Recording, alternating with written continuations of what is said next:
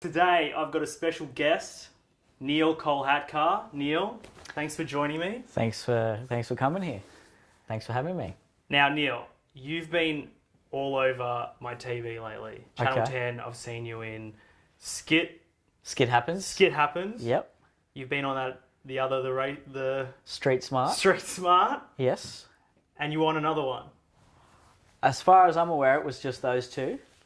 And on the ABC Virgin Bush. I was on an ABC show called Virgin Bush.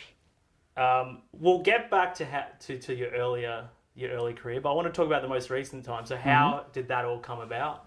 Being on Channel 10, it's a big deal. Yeah, Being it's on great. TV. My first little foray into commercial TV. It came about with a guy called Tahir, who is a comedian who has been on a show called Fat Pizza, and he created Here Come the Habibs. And so Channel 10 wanted to do a family-friendly sitcom of a similar style. And he wrote a character in mind with me as the actor called Raj. And Street Smart is a show about four friends who are down on their luck. And they're a bit ostracized by the rest of society, so they decide to form a gang, but they're completely useless.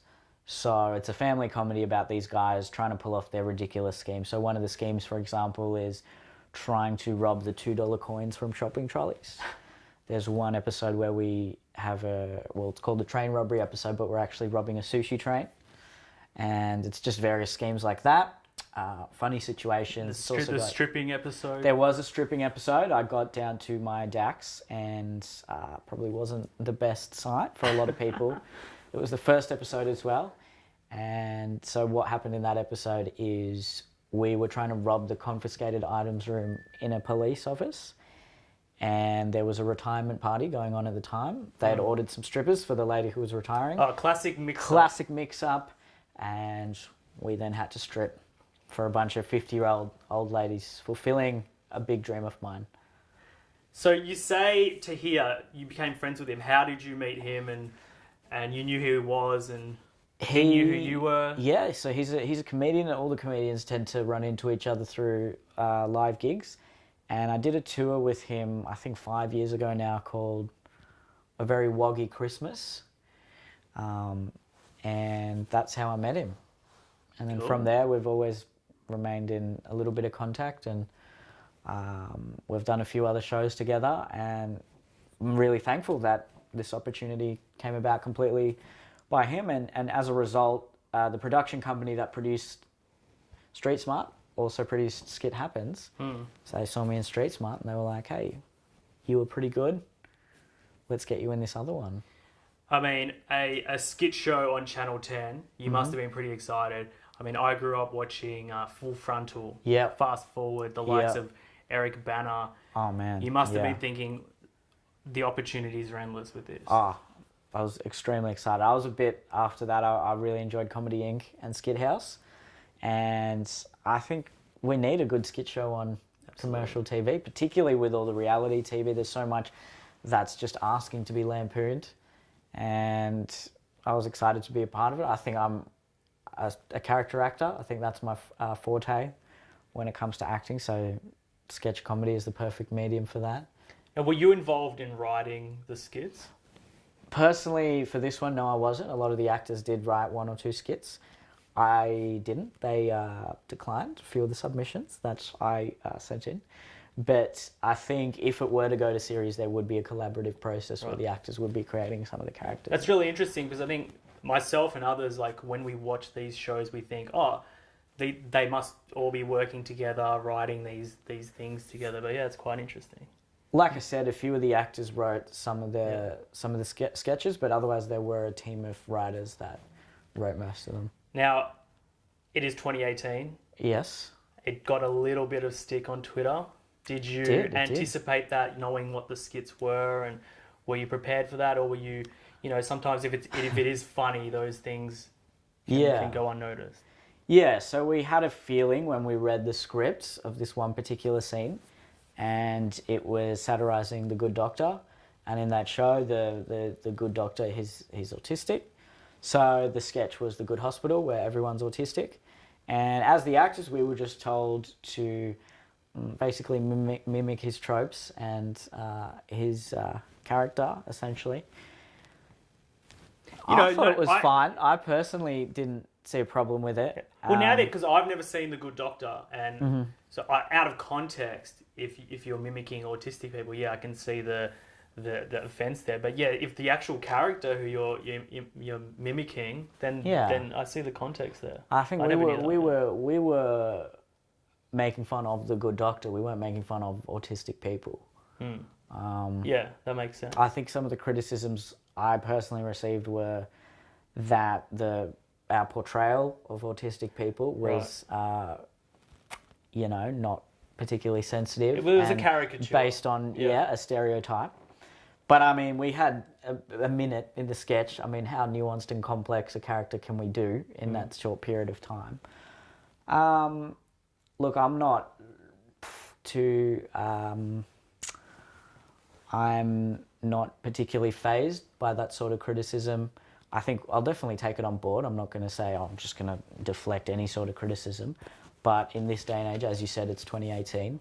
It's virtually impossible to do any sort of edgy comedy or any sort of boundary-pushing comedy without offending someone or without at least taking the risk of offending people. And I think even if we didn't pull off the sketch, the fact that the network and the actors and the team were willing to take that risk is the sort of team I want to be a part of. Because I don't want to be part of a comedy team that is just too timid to do anything or say anything that could offend someone.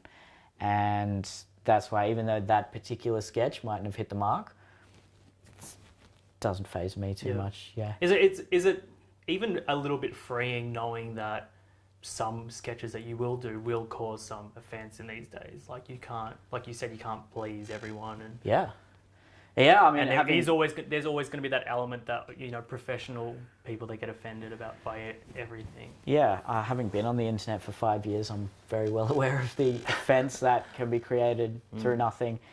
And some of that could be warranted, don't get me wrong. I think it's just part and parcel of the game these days.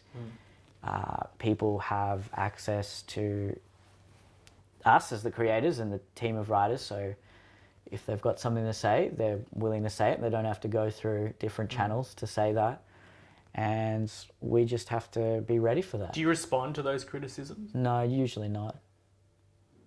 Occasionally, very rarely I do, but usually. If they've said something completely dishonest or just verifiably false, I'll say something. But otherwise, I read them, I take them on board. And I'm not going to say they don't affect me. It's not nice when a bunch of people are telling you how you failed, basically, at your profession. But it's just something we have to accept in this day and age, particularly in comedy. Yeah. And I mean, it was a pilot, so exactly it was there to experiment with exactly see how far we could go. And I think the network might, I don't know particularly, but maybe the network were even thinking in terms of just reach and creating something provocative to initiate some noise and some controversy, because that really is what sells these days, and that's what gets people watching. Yeah, true. So I don't know. I'm just speculating that. When you say that, it makes me think of The Bachelor, and I just want to quick question: do you watch The Bachelor? I don't know. Okay. Is there something controversial going? Well, I mean, you've got 20, up to me, go even more controversial. You've got 25 women going after one guy. I mean, it's inherently in this day and age. I feel like they balance that out by doing The Bachelorette straight afterwards. True. All right, cool. So you're on TV. Yeah. Are you more recognisable in the streets? In your head, have you made it? Like, you tell your parents you're on TV. Surely you're making a bit of money being on TV, or is it just, part and parcel of your career? You're a comedian. It's normal to be on TV. It's normal to get the odd movie and things like that. Is it normal for you now? Or is it a big deal? It's more normal than it was, but there's definitely still a big sense of legitimacy that comes with being on TV, particularly on commercial TV. And I've found that certain people from particular demographics, mainly older demographics, suddenly you're solidified as a professional comedian in their mind, versus when you're just on the internet. I think there's still a bit of a disconnect from the professionalism that can really occur on the internet. In terms of the money, you'd be surprised. It's actually not as much as you would think when you're starting out. It's good, don't get me wrong, but by no means have I sold out, as some other critics have certainly vocalized towards me. And the money's not a big concern for me. I think being online, I've managed to sustain a full-time career quite comfortably, particularly for my age, for the last couple of years. So I think that's quite liberating. I'm in a position where I'm doing commercial TV because I want to do commercial TV, not because I need the money. And I think that's just part and parcel of playing the game. I'd love to develop a well-known presence in traditional media while still maintaining a well-known presence in the online Australian comedy world. So I have plenty of options and I can sort of synthesize the two and really just, have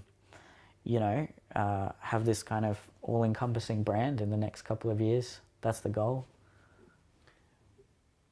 Interesting that you speak of your goal, because there's so many, the way I see it, there's so many ways your career could go. You talk about traditional media, you are a comedian, but you are an actor as well. Where does that goal take you? Does it take you to a drama series? Does it take you to more comedy? Talk about that. Right now, I'm focused on the stand-up and the comedic acting. I'm not averse to doing some dramatic acting sometime in the future, but it will probably be a bit longer down the track rather than the. Is that coming from the opportunities, or is that are the opportunities there and you still prefer? Well, I mean, at the moment, there's no dramatic acting opportunities have come about yet. Other than, I don't know if you would call some of the short films I do online. I mean, they're satirical, but they're very dramatically acted. Yeah, we'll get to your short film. Okay, all right. Just got to slip. But I guess what I'm saying is Home and Away and Neighbours, which has launched so many careers. Yeah. And I guess beyond that, do you see yourself on that show? It's been a very kind of white Australian cast, and it's rightly so had a lot of conjecture around that and pressure to kind of display what real Australia is like. Do you perhaps see a play where you could fit into a show like that and develop a character on those shows, or it's not really on your radar, or your agent doesn't really see that? Maybe it's not something I'm aiming for.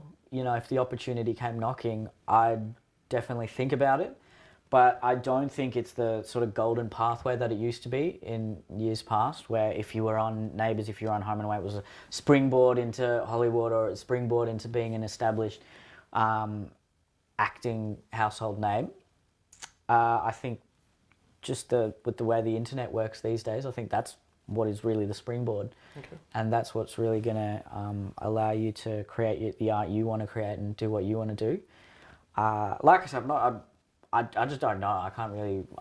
if Home and Away called me up and said, hey, we've got this amazing role for you, but you have to commit for 2 years, something I would consider, but... Because you have been on Channel... I mean, you're now on Channel 10. Neighbours is on Channel 10. It's on 11 now. That's the thing. See, apparently it's really big in the UK. So maybe, I don't know. I don't think I like dramatic acting. I don't think it's my strong suit. I don't think it's what I'm the best at. It's something maybe if I've established myself as a well-known comedic actor, then I can dabble in some dramatic roles once in a while. I think that would be quite interesting. And I'd like to follow a mold like that, to be honest. But at the moment, it's not something like I said, it's not something I'm aiming for. Fair enough. Yeah. So you speak about pathways of the next couple of years, and the Australian TV landscape isn't those pathways. So where does that path lead? America? I think for basically any entertainer, America is it's the pot of gold at the end of the rainbow, isn't it? I think, again, that's a maybe. In the next couple of years, I've toyed with moving to America. Some of my internet fan base is North American. In fact, after Australia, North America is the biggest chunk of my subscribers. And there's just so much more scope. There's so much to there's just so much more variety of things that you can partake in. The culture there is very different, so it's more conducive to the kind of content I want to produce, I do think. So it is on my radar. What kind of content are we talking? Are we talking a Netflix series, a Netflix movie, Yeah. a studio movie? Yeah, that would be things that I'd like to do one day. In the near future, I'm just really focused on Australian media and building my online presence. But 6, 7, 8 to 20 years down the track, that would be a goal. I'd love to create my own complex Netflix series like a House of Cards or Black Mirror or something like that, because I think that's the future of not just film, but just art. I think that's that genre is the future. Yeah, the sort of TV thriller. Epics. Yeah, because previously you sort of scripted drama. It was all about churning out quantity, so it was just a sort of formulaic script. And there's some great shows out there, but it were the movies and films that were the ones where you could really add a lot of substance to the content. Whereas I think now that's flipped with the subscriber model. It's the streamed television shows. I don't even know if you could call it television, but the streamed episodic shows that are the ones that are really pushing the boundaries of art in this day and age.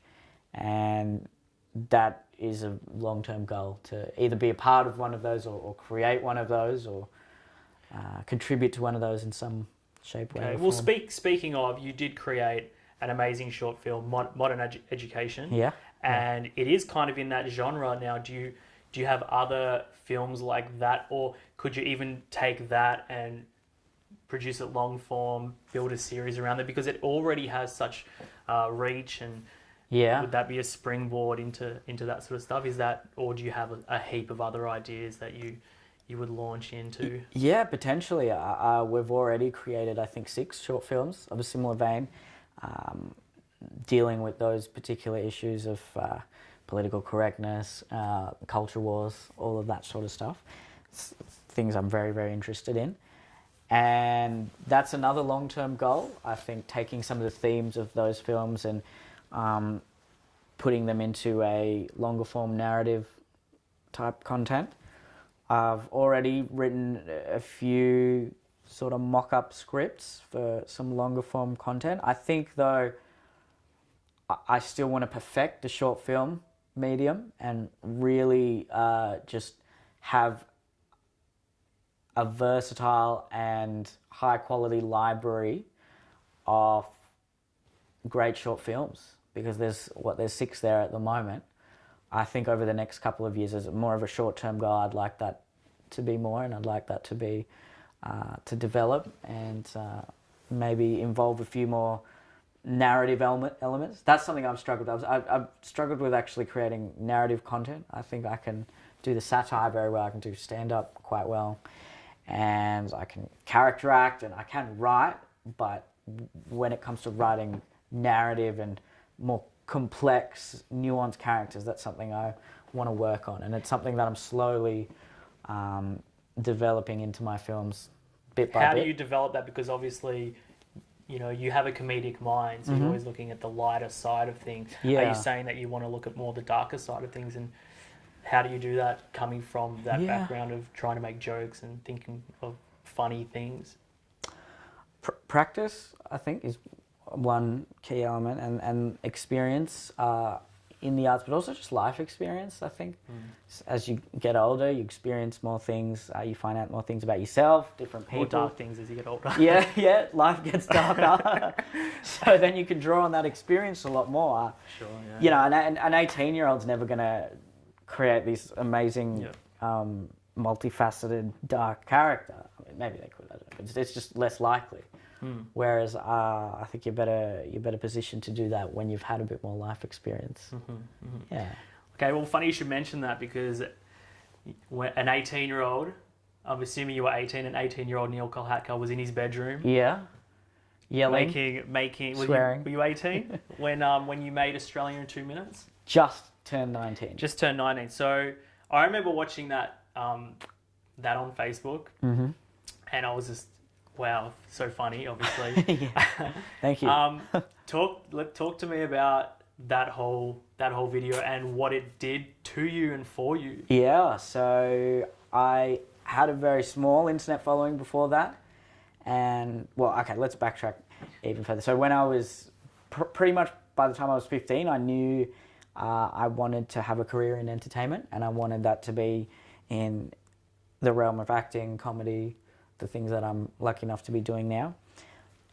And being in high school at that time, in sort of the mid-late 2000s, the internet was just coming about, and the first internet stars were in existence. Who were they? Like My Chonny was big. My Chonny, I remember, Community Channel, Natalie Tran. They're both Australian. Mm-hmm. People like Shane Dawson, Niga Higa, Ryan Higa. Yeah, I remember. Yeah, the early days. Jimmy Tatro came a year or two later. I think that those first four I remember watching when I was, I think, 13, 14. So I knew the power that the internet had. Right. I knew that the star power you could create and the following and brand you could develop online. So you weren't just watching it and laughing and finding funny. You were watching it consciously and going, yeah, I can see an opportunity. At 15. Yeah, I mean, I don't know if sort of that how conscious that level of thinking was, but I sort of just from seeing that and knowing that people in my high school were talking about the Superwalk was the other huge one, and they're about to have a TV show. I actually auditioned. I didn't get it. Didn't get it? For a part what was the part? It was like some stoner guy. Yeah, some stoner guy. I'll have to look at the script. Too switched on to be a stoner. Yeah. But go on. Yeah. So go on. Yeah. So I did like the idea of being in control of your own destiny. What were you doing when you were 15? What were you doing?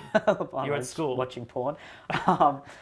What was I doing? You Yeah, were I was at high a school, public school? Public selective.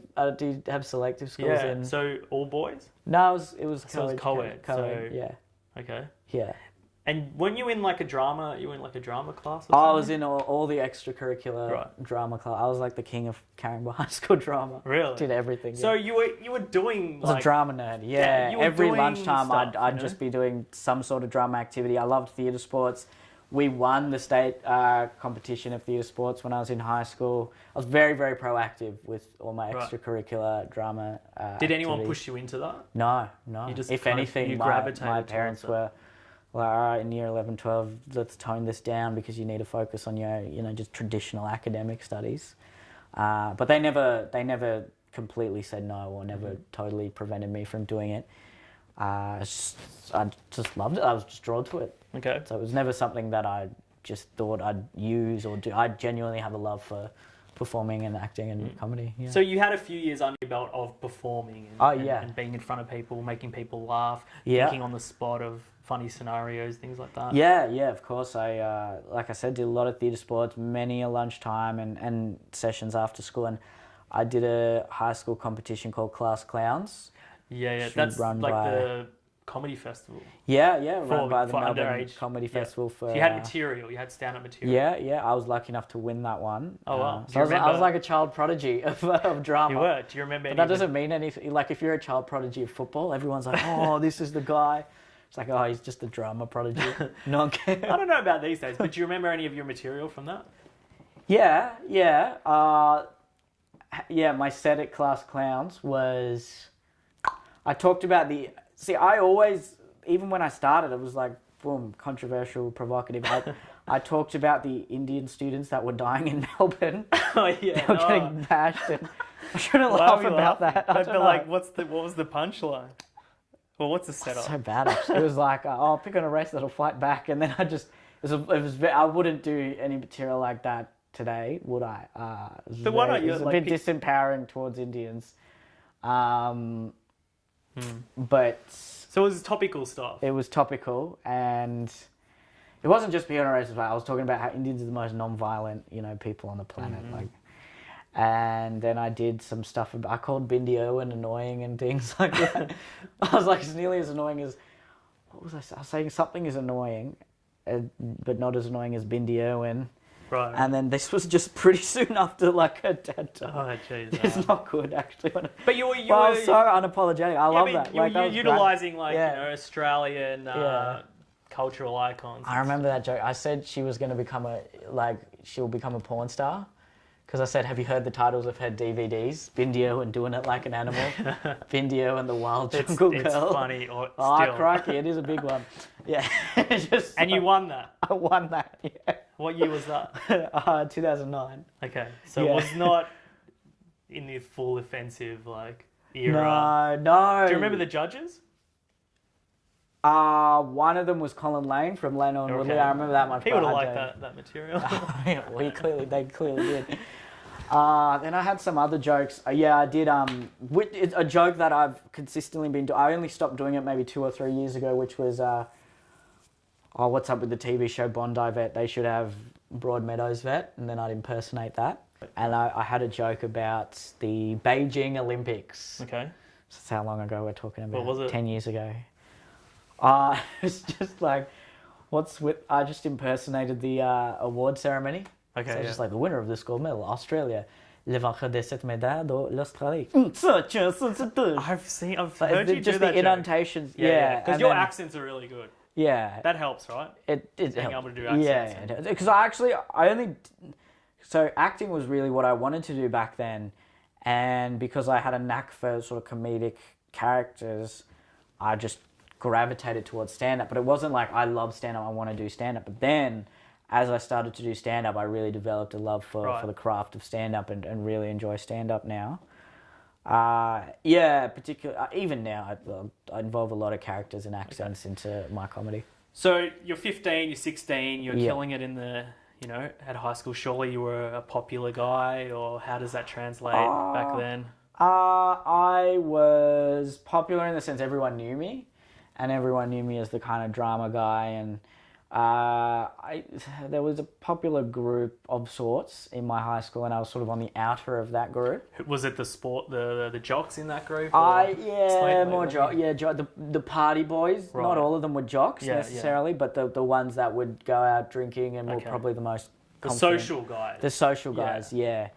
And that was the same in my school. There were like smart guys. Yeah. That didn't, that weren't that great at sport, but if they were social, they could throw a party together, then you're popular, right? Isn't it? Yeah, and being in a selective school, it wasn't that. For a selective school, it was actually very sporty, but not compared to most of the other public schools around the area. It wasn't that sporty, particularly in the place called the Shire in Sydney, Australia. Cronulla, isn't that that's where the riots? Right next to Cronulla, yeah. So it's a very it's a sporty area in general.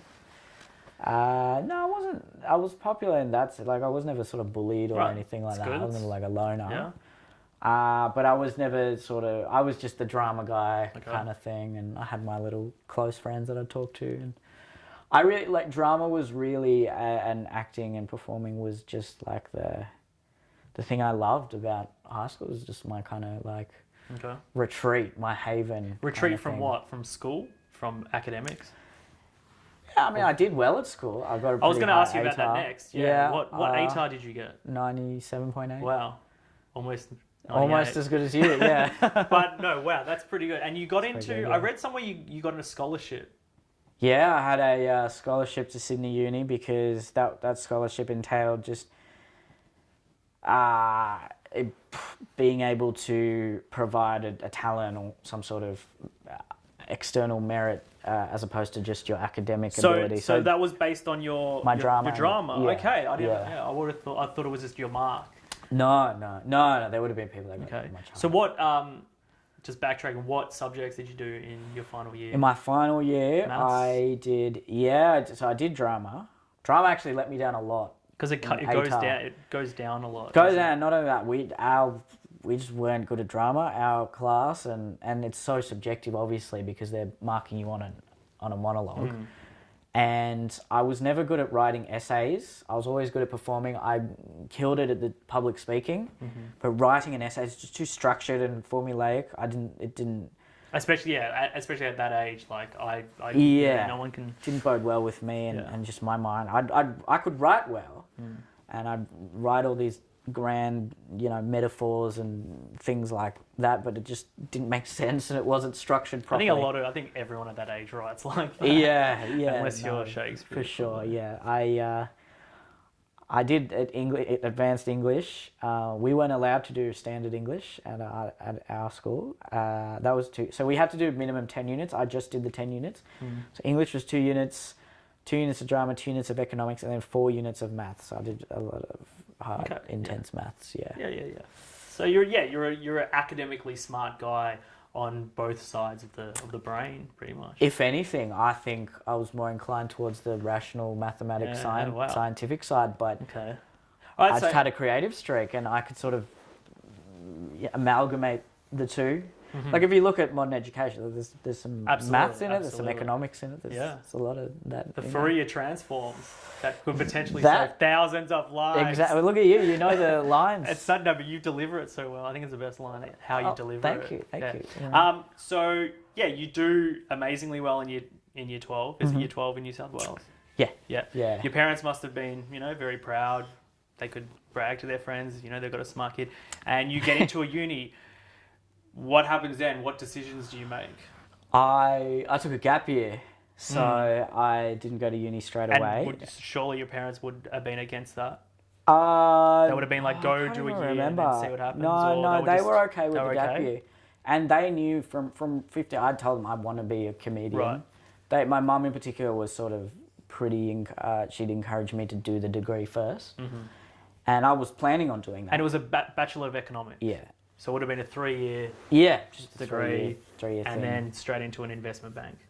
Could have been, or a government position. He's going to be one of those guys. Could have been one of those guys in a suit, Doing cocaine at the I think that's more fun. end of financial year party. Yeah. Anyway, okay, go on. So you take a gap year. So take the gap year, and I never had a part-time job in high school because I was doing all the drama. So I wanted one, but my parents were like, well, you've got to... If you're doing all this drama, you've got to have time to study as well. So, I finished year 12. Your parents didn't want you to have a job. Yeah. That sounds bad. But in high school they didn't. And but they wanted you to focus on your studies. They'd give me a bit of pocket money and things. And I did focus on my studies. I was at the library from, straight out after high school till it closed. And while you're at high school? Yep.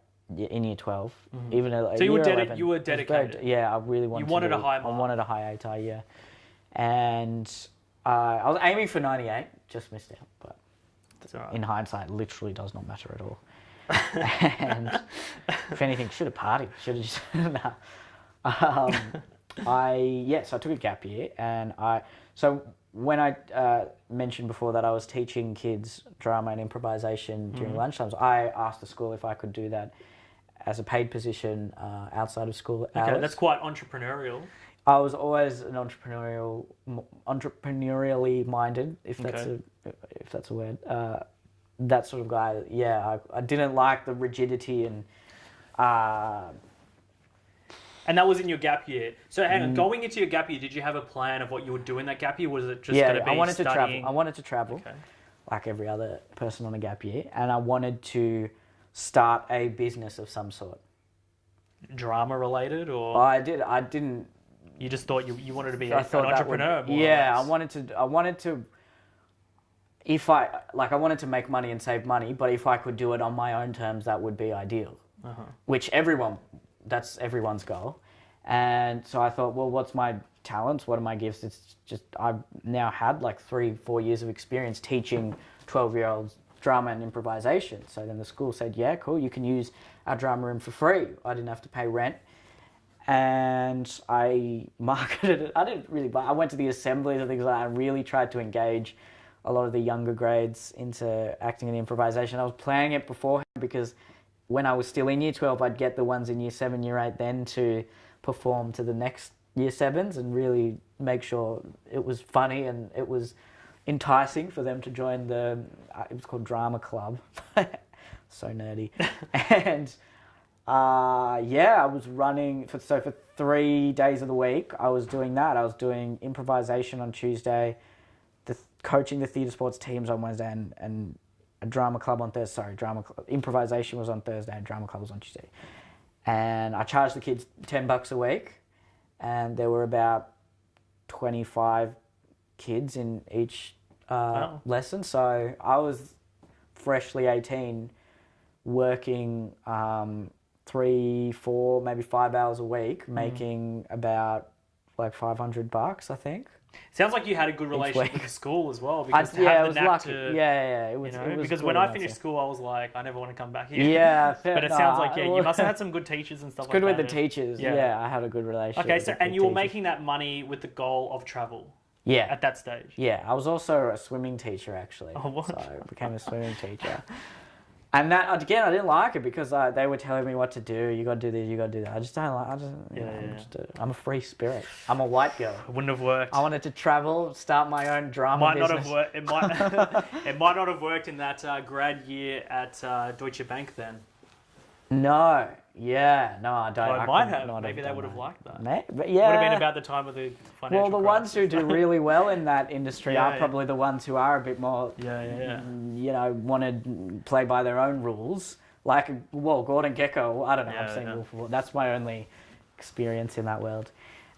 Anyway, okay. Track. What happened? Let's traveling. keep talking about that year. Where'd you go? Yeah, so you saved up enough money, or you had a trip planned out in your head? Yeah, I'd saved up enough money. I'd planned it all out. I wanted to go to places where I thought I'd be coming back to for a future career in entertainment. So LA. Yeah, LA was the first stop. Spent a week in LA, then I went to Montreal in Canada. Okay, because the Montreal Comedy Festival. Montreal Just for Laughs Comedy Festival. Unbeknownst to me, I went during the French-speaking portion of the festival. Okay. So I saw there was an Australian guy, Sam Simmons. I saw him there. Okay. And I was there for 8 days. It got a bit boring after a while. You went there with a goal of doing some open mic or something, or you? In LA I did, and so in all this time in 2012 I'd started doing open mics in Sydney. Right. And doing a lot of... so you had material 2 or ready 3 times a week I'd do an open mic, yeah. Right, so you had material ready to go. I was an usher at the Melbourne Comedy Festival, that's the other thing. Yeah, I was an usher. And I remember you were an ensemble scanning cast. tickets. You were in an ensemble cast. That was might have been the a year bit after, Right, let's keep talking about 18 then. So. Okay, so scanning tickets, and I was the person at the door for Ronnie Cheng when he was just in a 40-seater room, and then now he's on... In Melbourne. Yeah, now he's in Crazy Rich Asians, the movies, and The Daily Show, and... Yep. Yeah, I was staying just around the corner at a Space Hotel. You were kind of hustling. That year. That was my hustle period. I was like all about like I'll do anything. I'll, bring you coffees. I just want to be a part of this industry and work my way up. Right. So I was just like a wide-eyed 18-year-old. And you had no fear really, like no, you just went to comedy fest. You just did open mics. You have to do it with open mics. There's not like any sort of process. You have to go there, just talk to the booker and say, hey, luckily I had the Class Clowns victory, so, hey, I won Class Clowns, can I get an open spot? And then some would say yes, some would say no. Did you have an agent at this stage? Had you reached out? Did you have a show reel? No. Not at that stage? I had an acting agent, but they weren't doing anything for me. Okay. And then, so travelling. Any other travel? LA, Montreal? LA. I did an open mic in LA, completely died. No laughs. But it was a Comedy Store in LA, so I was like, oh, cool, I performed at the Comedy Store at 18. What night was it? The open mic nights. It was all just comedians in the audience. Do you remember the day of the week? Because if it was like early in the week, then it's not really the best crowd anyway. Still, I remember what day of the week it would have been, so I can't remember. Montreal, didn't do any open mics, and then New York. Why did you die, just funnily enough? Was it Aussie humour? No, because, one, it was 18-year-old, my sort of 18-year-old, simple humour, if you will. And it's trying to appease comedians, and comedians are so overexposed to comedy. The comedians are in the audience. Yeah, so they don't laugh at generic jokes. Why do you say you died then? Like, why? So I didn't get any laugh. When you say you died, sorry, that's just a phrase comedians use when they just get no laughs. You couldn't connect with the crowd. Yeah, absolutely not. And it's now I look back on it and I think when you're performing to comedians, you can't. Yeah. If anything, you don't want to. If you're making comedians laugh a lot, you're probably not going to make regular punters laugh. But yeah, don't get me wrong, I'm part of that audience. Like, I'm the same. I'll listen to certain jokes and I'll laugh at the bits that are completely different or don't work well and things like that. Is there a competitiveness as well where you're just I'm not laughing at that joke? Yeah, there's definitely that. There's definitely that. Yeah. And Yeah, they were all a lot older than me. They were all sort of late 20s comedians that had been doing it for, I assume, a while. And I befriended this one guy that was, I think, maybe 19. What was his name? Kevin. He was like a Guatemalan guy or something. And he was just trying to make it. Yeah, he was trying to make it. Like, that's America. Everyone's trying to make... Everyone's really supportive of, like, big, ambitious dreams. And so I went to Montreal. Then I went to New York. I did an open mic there. Killed it. They loved me. It was great. So then I just immediately had this love for New York. Comedy Cellar? No. It wasn't one of the main venues. It was just New York Comedy Club or something it was called. But I think it might have been there was a monkey involved in the title. I can't remember. All right, so New York. Yeah, New York. New York was good for you. Very good. And then I think I met up with a friend there. I was staying in hostels all the time and... What's it like just being an 18-year-old just travelling to those places as well? Scary, forgetting man. even the comedy and stuff, you know? Scary. You're just a little kid, again, you know, in this big, wide, massive world. And I wasn't super confident either, so I wasn't... But you had the nous to book hostels and find where to go and things like that? Yeah, this was... you didn't have smartphones. This was 6 years ago. There was no smartphone. And... Where did that come from? To want to do that. That awareness of what to actually do to do what you did. To be honest, I was just very ambitious, and it was all part of a plan to one day I want to be back here and perform. Okay, wow. Did New York, went to London, and that was during the London Olympics. So I was there at the London Olympics. Didn't see an event. It was very hard. Oh, I saw the cycling. They whizzed past, and. Then I went to Edinburgh. As you know, there's a big fringe festival in Edinburgh. And then I came to India, saw some family. Came back home. So, big journey. What month are you back home that year? It was about a week in each city and then 2 weeks in India. So it wasn't that long a trip. It was maybe 2 months. Right. So, and it was all in winter in Australia. Right, okay. Yeah. All right, so you get home and then what happens? Keep doing gigs. So you've developed some momentum now, and you've kind of I was doing pretty well at that, and this was before there were specific open mics. There were generally established comedy rooms that would have either an open mic night or an open mic spot, and I was doing really well. Had a great 5-minute set.